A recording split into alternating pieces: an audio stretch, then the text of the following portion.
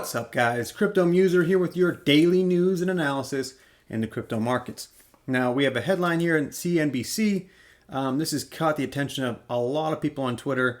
The Bitcoin maxis are out on the hunt against Brad Garlinghouse here. I mean, it's unbelievable, but the headline is kind of, it's misleading for sure. So it goes, Bitcoin tribalism is holding the crypto industry back, Ripple CEO says. Now, that's not technically what he said. Now, look what he says if you go, just below. And this is one of the things that these Bitcoin maxis out there, they probably just see the headline and they're reacting, right? None of them are actually, reading the article and seeing what he's actually saying. And what he's saying is legit, right? So he says tribalism around Bitcoin and other cryptocurrencies is holding back the entire $2 trillion market, Ripple CEO Brad Garlinghouse has said. I own Bitcoin, I own Ether, I own some other cryptocurrencies, Garlinghouse said.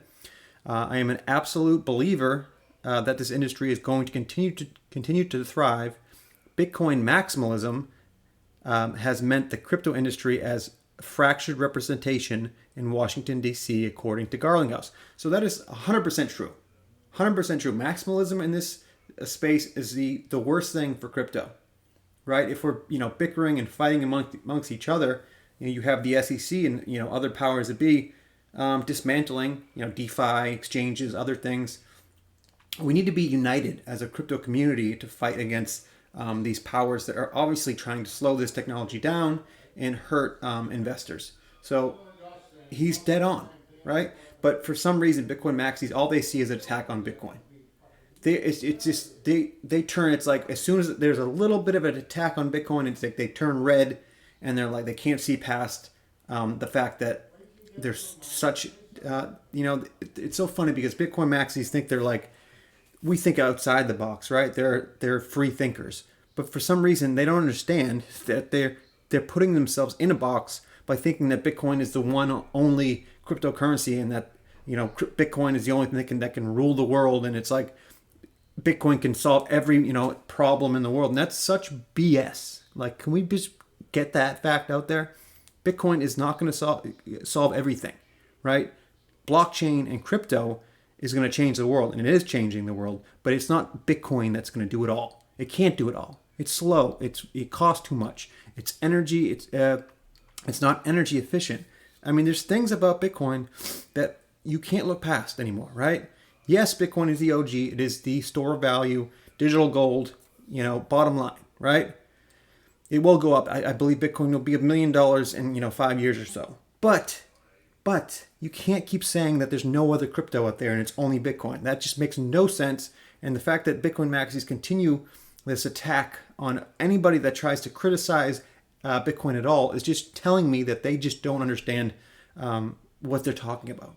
Right? They're so stuck in their box that Bitcoin is the only thing that can work and everything else is just a shitcoin, right? It makes no sense. I can't stand it. I wish they would, get with the program here. It's not just, there's 10,000 plus cryptos out there. It's not just Bitcoin. Yes, most of those 10,000 cryptos will probably be dead, in the next 5 years or so. But, the top 100 coins, there's going to be use cases for all types of coins out there. So, just this whole maximalism thing is just, yes, it is detrimental to the space, 100%. So whatever they want to attack Brad Garlinghouse and Ripple and XRP. I mean, it's nothing new. They've been attacking us for years. Since I've been in this space, I've been attacked by Bitcoin maxis, and it's just, it's nothing new, like I said. Anyway, let's get into the video, guys. If you guys could please like, subscribe, and leave a comment down below, would be very much appreciated. But let's get into it. So the first thing I have here is along these lines. So Digital Dodo tweeted this out. In my opinion, what scares people and banks is that they probably do see the need for XRP to be worth north of $1,000 per XRP. That makes Ripple a $50 trillion company. Apple, to put that in perspective, Apple is a $2 trillion company. It's one of the biggest companies in the world. A company with that much financial power will disrupt so much in the sector, and that's scaring them, even governments. I mean, this is something that I always point to.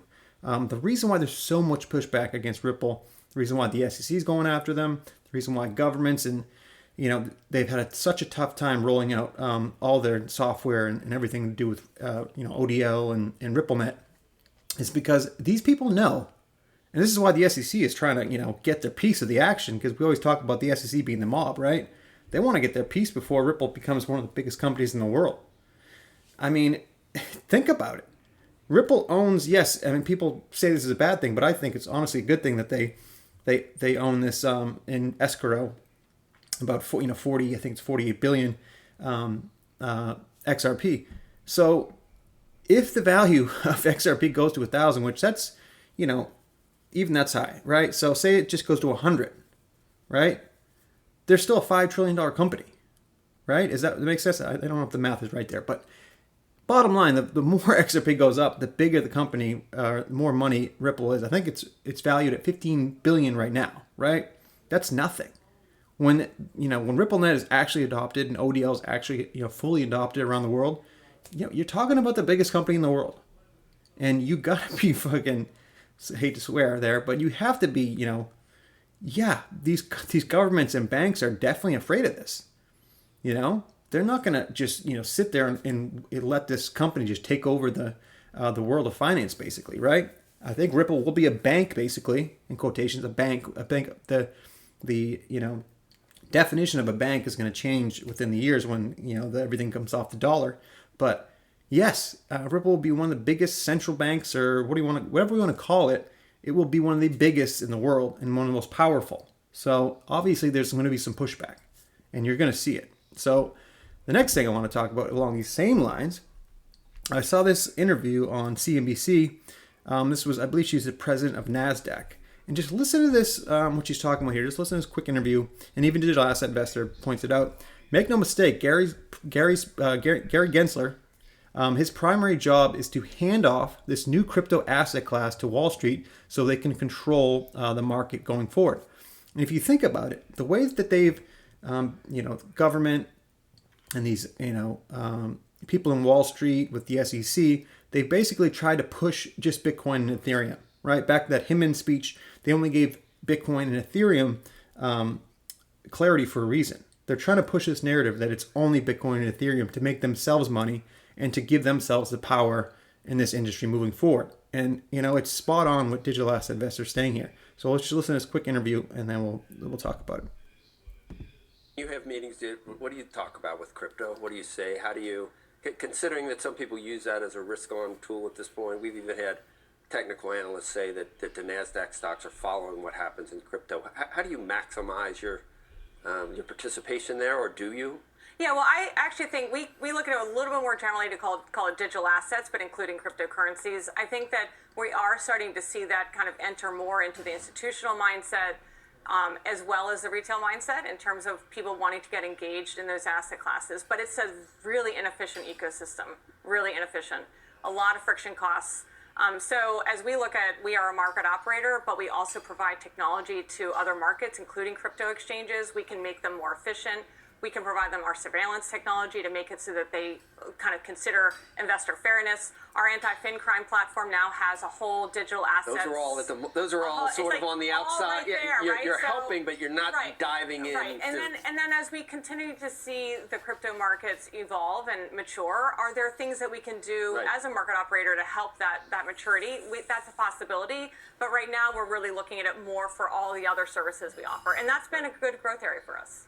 Well, So don't get it twisted, guys. Wall Street is going to try to control this. Just like the Wall Street cronies control, the stock market, they, are putting all their effort to try to control this new asset class. I mean, they see the money, right? Anybody with a brain sees the money that's about to flow into crypto. And don't get it twisted. These guys are going to try to control it. And with the help of the SEC, they're doing it, right? I mean, you see it step by step, day by day. You're seeing this slow, power grab by the powers that be. They see where the money's going. They see the next generation, 18 people 18 to 40 years old, they're like 50% invested in crypto. I mean, they see where this is going. I mean, do you see where this is going? You got to see this. You got to step back sometimes and look at from the big picture and what's going on and how they're trying to take control of this asset class. So that leads me on to the next thing I want to talk about. So John Deaton tweeted this out. And this was an interview that I forget what it was with, but it was Jay Clayton with the interview. I think this guy's from Blockworks, right? So John Deaton tweeted out, earlier today I spoke with Crypto Wendy on our show, and we discussed the importance of XRP Ripple case and the impact an SEC victory would have on altcoins, including Ethereum. If I were an ETH holder, which I am too, full disclosure, this would concern me. Now listen to this, listen to Jay Clayton here and just think about, you didn't mention XRP or Ethereum or Ripple or Ethereum, but he's talking about those two. So listen to what he says here. It's very interesting. You are going to see similar companies not subject to the same scrutiny from a enforcement point of view. And it's just a matter of jurisdiction, bandwidth, and the like. There's no inherent unfairness in that. It's, who draws the attention, etc. And people who are similarly situated, and one is subject to a regulatory action in some jurisdiction and the other isn't. The one who isn't, may be getting a pass for the moment. Doesn't mean they're going to get a pass over time.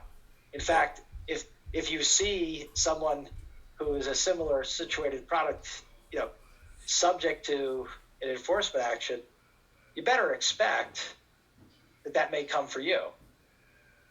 You are going to see. I mean, he just mentioned basically, it's a jurisdiction issue, right? They really couldn't go after Ethereum because Ethereum's not based in the U.S. Ripple is. So it was a jurisdictional issue, and they went after Ripple. But he was also saying, don't think that just because Ethereum got a free pass in the start here, that they're not coming after Ethereum after this lawsuit ends with Ripple. I'm telling you right now, we've been saying it within the XRP community. They're coming after Ripple. I mean, they're coming after Ethereum after this. It might not be as. I think they're waiting, and they're gonna stall it as much as possible. So when they do actually.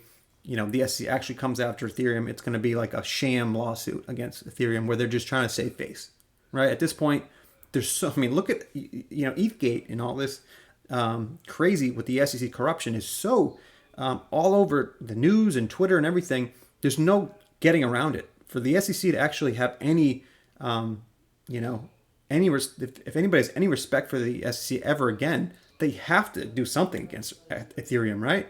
So what you'll see is, yes, they're going to come after Ethereum, but they're not going to do much. It's going to be just so they can save face. That's all it's going to be about. So, being an Ethereum holder, are you afraid? Like I said, I'm a Ethereum holder. Am I afraid of this? Not really, but you should be thinking about it. It should concern you a little bit here. But it's just funny how he just mentioned that in that interview, and you can see he's trying to save face here because he knows the heat is on him and Bill Himmett, right? There's an investigation from Congress into Jay Clayton and Bill Himmett. There's going to be some dirt coming up here, so you can see that he's trying to put his ducks in order. So when they do come after him, he has, oh no, we're going to go after Ethereum too. We just it was a jurisdictional issue. That's why we went after Ripple first, and then later on we're going after Ethereum. Don't worry about it, right? It's all a game they're playing here, right? It's unbelievable though. But like I said, should ETH holders be concerned? Maybe a little bit, right?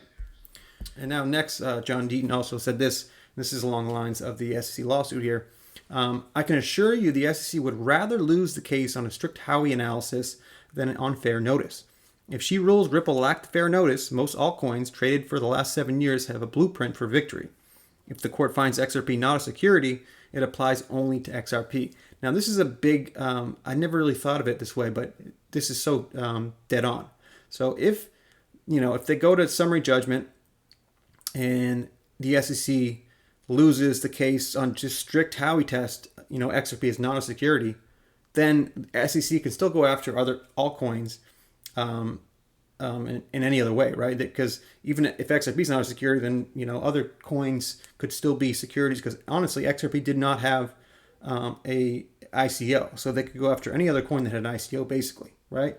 But if Ripple wins the fair notice argument in the case, then that would give other altcoins, any other altcoin, that same blueprint for victory, the same argument, right? So the SEC is really, if you were the SEC, or if I was the SEC, you'd probably want to just go strictly with the Howey test and be like, all right, well, XRP is not a security, I guess, do the Howey test, but we don't need to, we don't need to argue the fair notice. We'll just stick to that and, case closed, settlement, blah, blah, blah.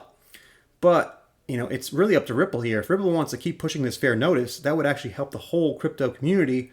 I mean, sometimes you think that Ripple is out there on the fight to really help the whole crypto industry, but sometimes, it is a company, a private company, so they have to look out for themselves too, and they're losing a lot of business here with this lawsuit. So, if this is why right now settlement talks are really interesting, because if the SEC gives them a good settlement, XRP will be, deemed non-security. All sales of XRP from Ripple will be fine now here on out, but you can't argue the fair notice argument. It's like, does Ripple take that settlement, or do they try to push to summary judgment and win the whole case? Because they can definitely win, right? But it's up to now, the SEC can really delay this another 5-6 months. And can Ripple really afford that? I mean, this is why this is going to be so interesting. So settlement talks are going to be kind of crazy. And this is why the next thing I want to talk about is what John Deaton's, his breakdown of basically the next couple months and how they're going to pan out in this lawsuit. So I'll just read the whole tweet here. I'm getting a lot of DMs on what happens next with the Ripple XRP case. This Friday, the SEC and Ripple are expected to file joint proposed scheduling order to Judge Torres. It is likely to contain a deadline to submit any debate challenges related to expert testimony. And then, hold on, it continues down. It should also include a deadline to submit summary judgment motions and a date to respond to each summary judgment motion. That means the SEC and Ripple are that means that the SEC and Ripple are likely to meet and confer this week, unless they already have, to see if they can agree on scheduling. All we know so far is that Ripple was pushing for mid-May. I think that parties will agree to an early June deadline for motions with responses due by the end of June. If they can't agree, each side informs the judge of their respective position and the judge sets the dates. There could be a date reserved for the ability of supplement the briefs based on what happens in the Himen emails and documents. Usually each side files pre-motion letters to the court outlining which motions they seek to file and ask the courts for their permission. I have no idea whether that practice will continue or whether the parties ask the court to suspend those local rules and set dates for each motion. Please understand that this is me surmising, as I have no inside information. So basically, the SEC and Ripple are going to get together. I think the deadline is April 22nd, I believe. April 22nd, and they will get together and basically try to set a schedule or when they're trying to move along this case. So some people say that Ripple will try to push this to May, and that the SEC will try to push it to September, and then maybe the court, the judge will be like, all right, we'll meet in the middle, and we'll end this in July, August, right? So it's all about getting the basically the scheduling down now. I mean, the discovery phase is over, so now it's up to the real case. And honestly, I think they're in settlement talks already, and if they're not having talks already, they're going to have a talk here on April 22nd, and that could even be settlement talks too. So I think we're going to get a lot more information in the next couple of weeks to really understand the scheduling and really understand if there's actual settlement talks involved here. So I think that I obviously will come on here and give you guys up to date information as soon as I get it, and definitely follow John Deaton because and James Filan too. Those two guys will give you up to date information on Twitter. So to end the video, I have a couple things here. Ripple, I mean, no surprise here. Ripple's still moving along with their business. Egypt is among the top 5 countries in the world in terms of remittances. Ripple continues to add strong partners to its customer base in spite of the lawsuit, growing more valuable every day. HODL. And that's Linda P. Jones, who's a great follow, by the way. So this is, replying to Jack the Rippler. Boom. Ripple partners with the largest bank in Egypt to process cross-border payments. And just to give you